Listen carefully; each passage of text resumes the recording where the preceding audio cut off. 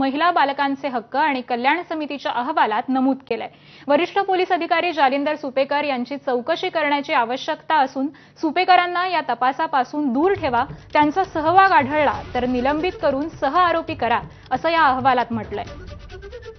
सकृतदर्शनी हे प्रकरण आत्महत्या दिसत असलं तरी हे पूर्णतः कौटुंबिक हिंसाचार, अत्याचार आणि हुंडाबळीचं आहे, असं देखील या अहवालात म्हटलेलं आहे।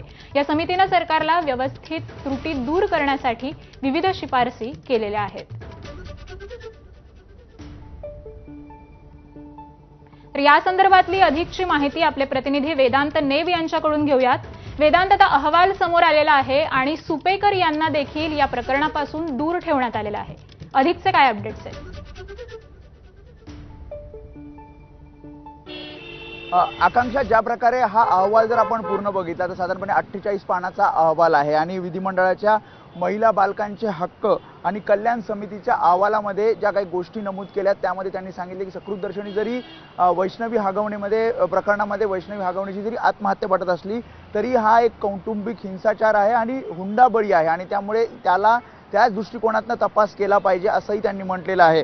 याशिवाय कशा प्रकारे त्रास दिला होता याचे सबळ पुरावे समोर आलेले आहेत आणि त्यामुळे तातडीनं या सगळ्या प्रकरणाची संपूर्ण चौकशी करून आरोपी आणि सह आरोपींना कठोरात कठोर शिक्षा द्यावी असं सुद्धा यामध्ये म्हटलं आहे। महत्त्वाचं म्हणजे वरिष्ठ पोलीस अधिकारी जालिंदर सुपेकर यांच्या संदर्भात सुद्धा काही ठळक मुद्दे या अहवालात नमूद करण्यात आलेले आहेत। त्यामध्ये त्यांनी असं सांगितलंय की या सगळ्या प्रकरणात जालिंदर सुपेकर यांचा हस्तक्षेप वाटतो आणि त्यामुळे या प्रकरणापासून त्यांना दूर ठेवून या सगळ्या प्रकरणामध्ये त्यांचा नेमका रोल काय होता याचा तपास केला पाहिजे आणि जर अशा प्रकारे कुठलं जर यामध्ये या सगळ्या प्रकरणामध्ये त्यांचा जर रोल असेल तर त्यांना सहआरोपी केलं पाहिजे, शिवाय त्यांना निलंबित केलं पाहिजे आणि याची सखोल चौकशी झाली पाहिजे।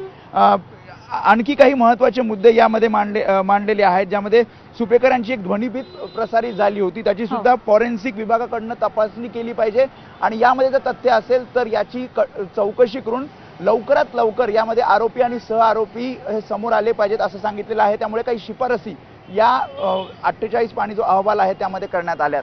आकांक्षा, ठीक आहे, धन्यवाद वेदांत आपण दिलेल्या या माहितीबद्दल।